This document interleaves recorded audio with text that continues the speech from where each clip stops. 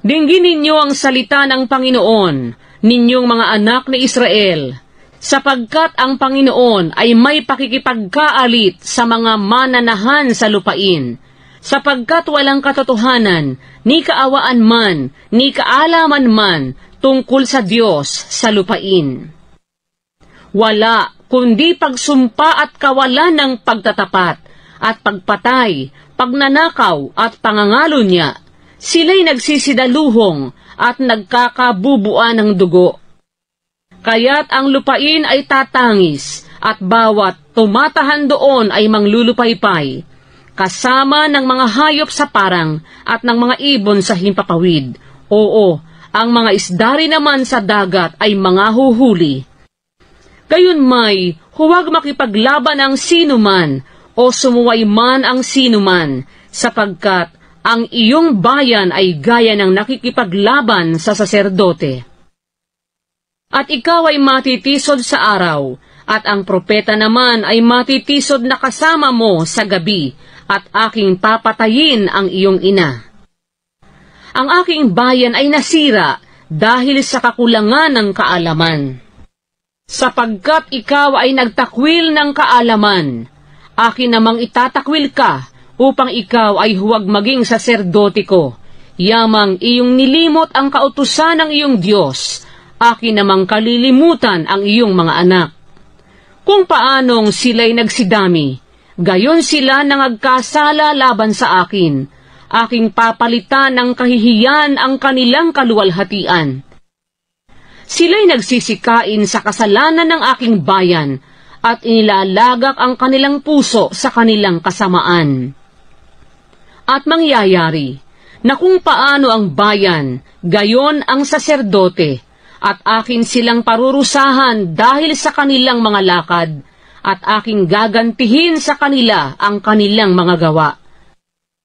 At sila'y magsisikain at hindi mga bubusog, sila'y magpapatutot at hindi dadami, sapagkat sila'y nangagwalang bahala sa Panginoon. Ang pagpapatutot at ang alak at bagong alak ay nag-aalis ng kaalaman.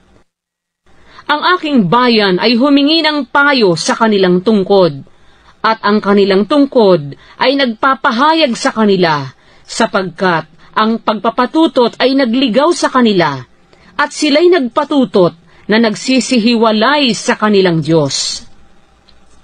Sila'y nangaghahain sa mga taluktok ng mga bundok, at nangagsusunog ng kamangyan sa mga burol, sa ilalim ng mga ensina, at ng mga alamo, at ng mga roble, sapagkat ang lilim ng mga yaon ay mabuti, kaya't ang inyong mga anak na babae ay nagpatutot, at ang inyong mga manugang na babae ay nangangalon niya.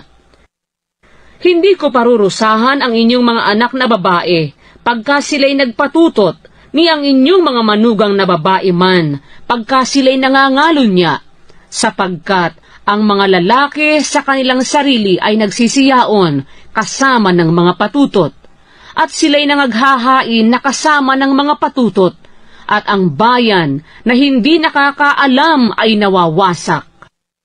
Bagaman ikaw, o Israel, ay nagpapatutot, gayunmay huwag ipagkasala ng Huda, at huwag kayong magsiparoon sa Gilgal, ni magsisampaman kayo sa Bet-Aben, ni magsisumpaman, buhay ang Panginoon. Sapagkat ang Israel ay nagpakatigas ng ulo, gaya ng isang matigas na ulo na guyang babae. Ngayoy pakakanin sila ng Panginoon na parang batang tupa sa isang malaking dako. Ang Ephraim ay nalalakip sa mga Diyos-Diyosan, pabayaan siya. Ang kanilang inumin ay naging maasim. Sila'y nagpapatutot na palagi. Iniibig na mabuti ng kanyang mga puno ang kahihiyan. Tinangay siya ng hangin sa kanyang mga pakpak, at sila'y mga papahiya dahil sa kanilang mga hain.